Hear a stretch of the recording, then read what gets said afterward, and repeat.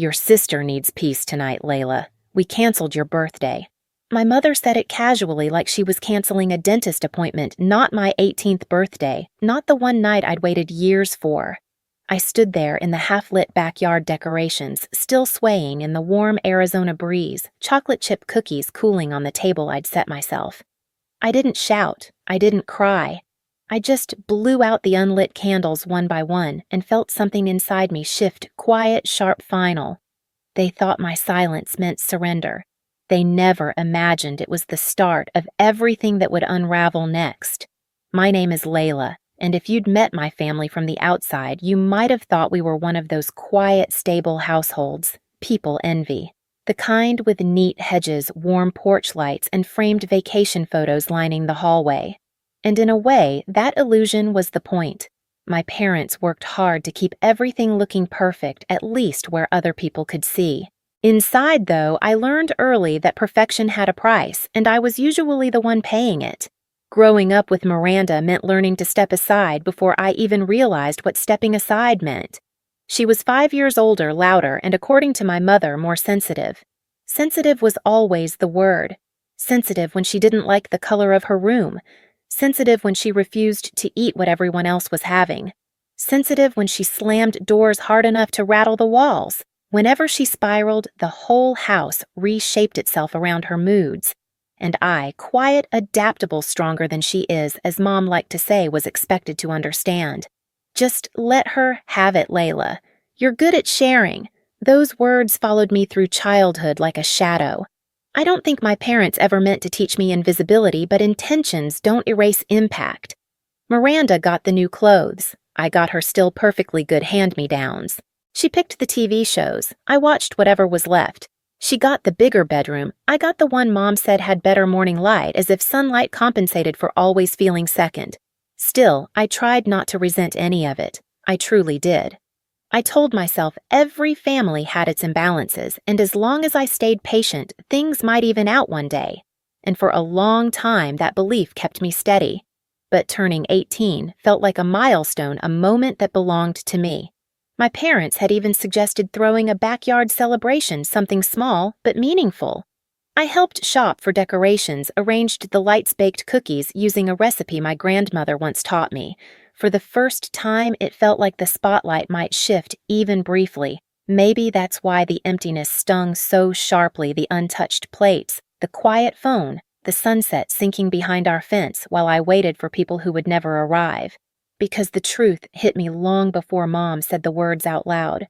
In this family, even my 18th birthday couldn't belong to me. By the time the sky turned fully dark, the backyard felt like a stage after the actors had abandoned the play. The streamers fluttered in the warm air, the lights buzzed gently overhead, and every part of me tried to make sense of the silence. I kept checking my phone, refreshing my messages, convincing myself there had to be a traffic delay or a mix-up with the time. Anything but this. But nothing came. At 9 o'clock, the quiet became too loud to stand, so I finally walked inside. My parents were curled up on the couch, the TV casting a pale glow across their faces. They didn't look startled when they saw me, just mildly annoyed, like I'd interrupted something important. "Where is everyone?" I asked, my voice thinner than I meant it to be. Daniel didn't look up from the remote. "We canceled the party, Layla. You know how delicate Miranda is right now." I stared at them, waiting for a punchline that didn't come. "You canceled my 18th birthday. Because Miranda's upset she couldn't go on her trip." Elise sighed the way she always did when she thought I was being unreasonable. "She's been crying for 2 days. You know how hard this week has been on her. I didn't know whether to laugh or scream. She's 23. I'm the one turning 18. Before either of them could answer, footsteps echoed from the stairs. Miranda appeared wrapped in a satin robe, her hair perfectly brushed despite her supposed meltdown. She leaned against the railing like she was gracing us with her presence. "What's with the yelling?" she asked, her voice dripping boredom. "You're stressing me out." Something inside me snapped, not loud, not explosive, but sharp. "You canceled my birthday for her tantrum," I said, pointing at her. Miranda blinked slowly, then smirked. "If I can't have fun today, neither should you. It's just basic empathy." Empathy. The word landed like a slap. For years, I'd been told to empathize with her moods, her wants, her crises, but she'd never once been asked to empathize with mine. "I'm done," I whispered more to myself than to them. The room fell silent for a beat long enough for everyone to feel the shift. Then the doorbell rang. We all froze. Elise's face paled and Daniel finally muted the TV. Miranda rolled her eyes, clearly annoyed by yet another disruption to her comfort. But when the door opened and I saw who was standing there, my grandfather, Edward Stern Steady, taking in the scene with one sweeping look, I knew the night was about to change direction. And for the first time, I hoped it would. Edward didn't even step inside at first. He stood in the doorway, tall and composed, scanning each of our faces like he already knew he'd walked into a disaster. His eyes landed on Miranda's robe, Daniel's muted TV screen, the untouched decorations still visible through the sliding glass door. "What's going on here?" he asked, voice low but sharp enough to cut through the air. No one answered, so he looked at me. I didn't try to hide the redness around my eyes or the way my hands trembled slightly. For once, I didn't feel the urge to protect the family image. "They canceled my birthday," I said quietly, because Miranda was upset. Edward's expression darkened, not dramatic, not loud, just a tightening around his jaw that meant more than shouting ever could. He stepped inside, then closing the door with a controlled click. "Is that true?" he asked Daniel. My father swallowed hard. "It was complicated." "It wasn't complicated," I said. "They lied to everyone, told them I was sick so no one would show up." Elise flinched. Miranda scoffed. Edward turned to them again. "You canceled her 18th birthday for a tantrum." Miranda bristled. "I wasn't having a tantrum. My trip was ruined. I was overwhelmed." Edward stared at her with the kind of silence that makes people shrink. "You're 23, he said flatly. "And she's 18. Then he looked at my parents. "And you catered to that?" The room was so quiet I could hear the ceiling fan ticking. Daniel finally cracked. "Edward, you don't understand how sensitive she gets. We were trying to avoid a bigger problem." Edward let out a breath, slow, disappointed. "I've supported this family for years," he said, his tone even but unwavering.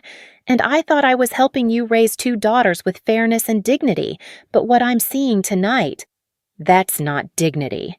Elise looked startled. "You've supported Edward, please." He cut her off with one lifted hand. Then he turned to me again, his voice softening in a way it never had for anyone else in this house.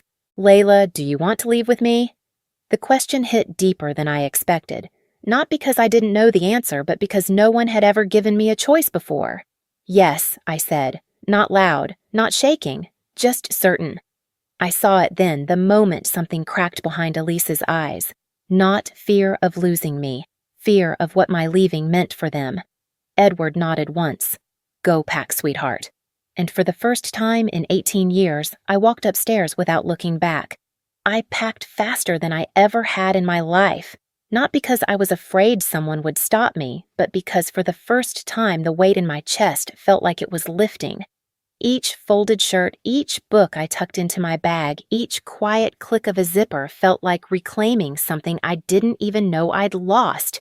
My room had always felt temporary, like a place I borrowed, not a place I belonged.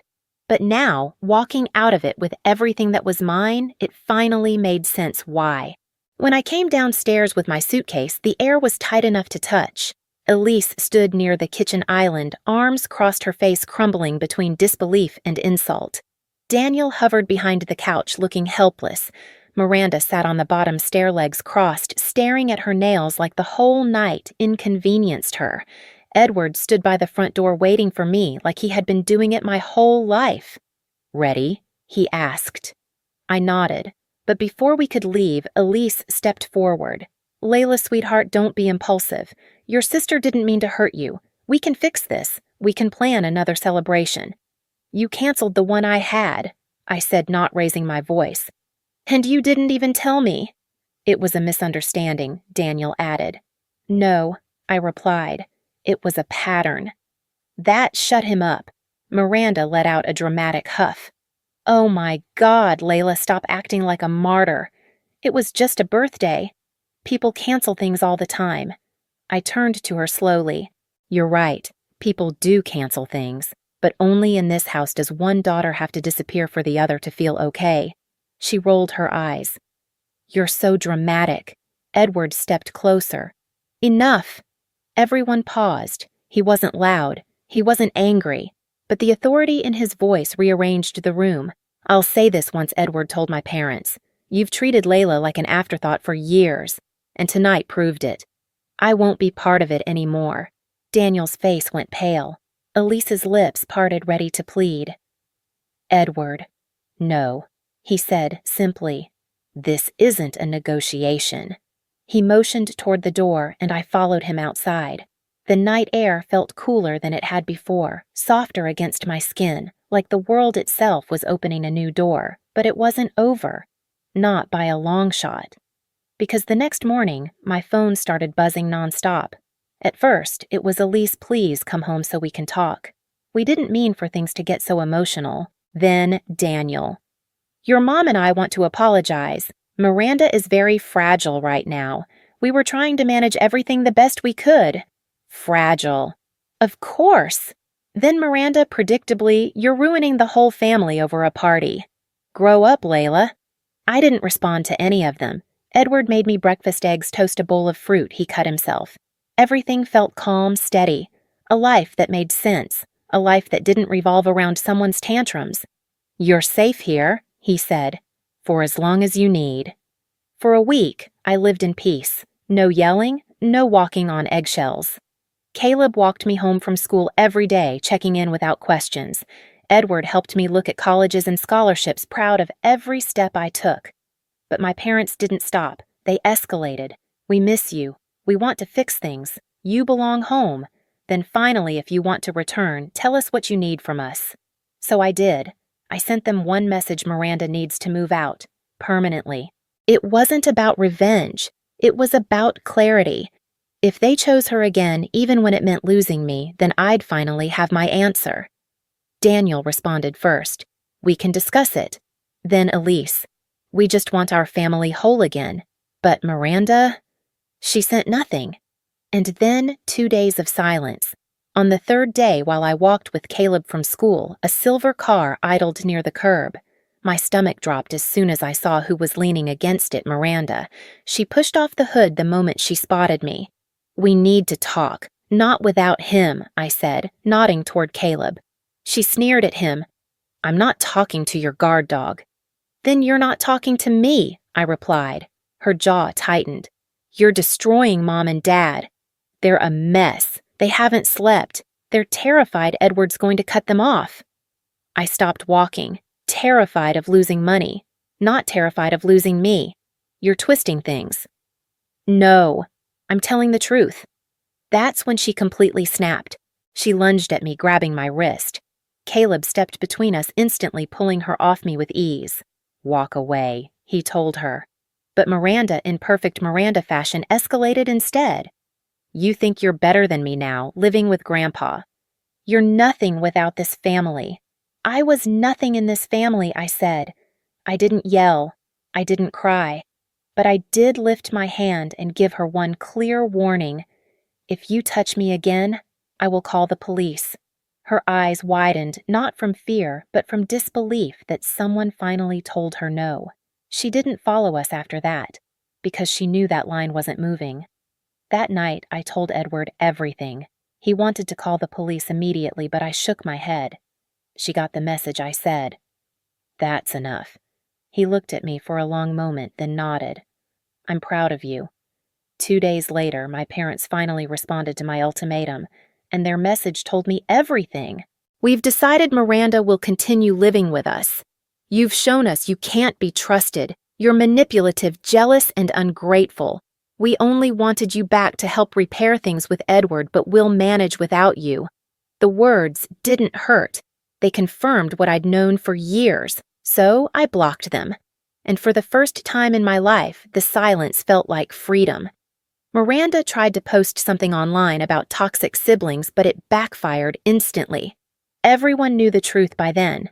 Every cousin, every aunt, Every person who used to fill our house with holiday chatter, they all drifted away from my parents.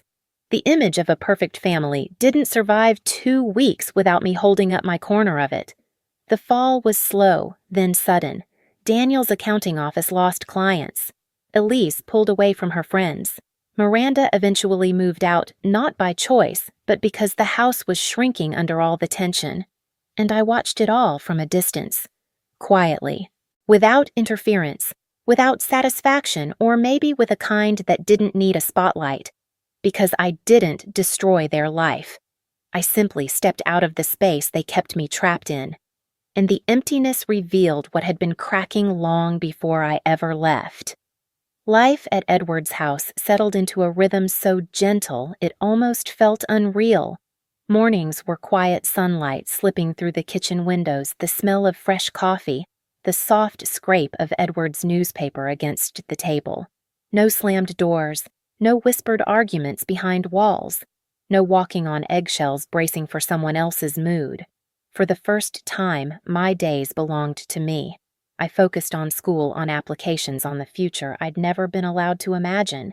When my acceptance letter came from a university in northern Arizona, Edward hugged me like I'd given him a second life.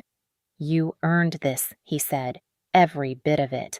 Caleb drove me to tour the campus one weekend, and the drive felt strangely symbolic: open road pine trees, no detours back into old pain. We weren't rushing anything, but being around him made everything feel lighter, steadier. Someone who didn't expect me to shrink so others could breathe. Meanwhile, news about my parents reached me in small fragments through relatives who still spoke to Edward, through friends who'd seen Miranda moving boxes into a tiny apartment across town. The perfect picture they'd spent years curating had finally cracked beyond repair. They weren't ruined, not in a dramatic way, just unraveling. Quietly, naturally, exactly how I had left. I didn't celebrate it. I didn't post about it. I didn't send a single "I told you so." That wasn't the point. Watching from afar, I realized something simple and surprising. I didn't want revenge anymore. I just wanted peace.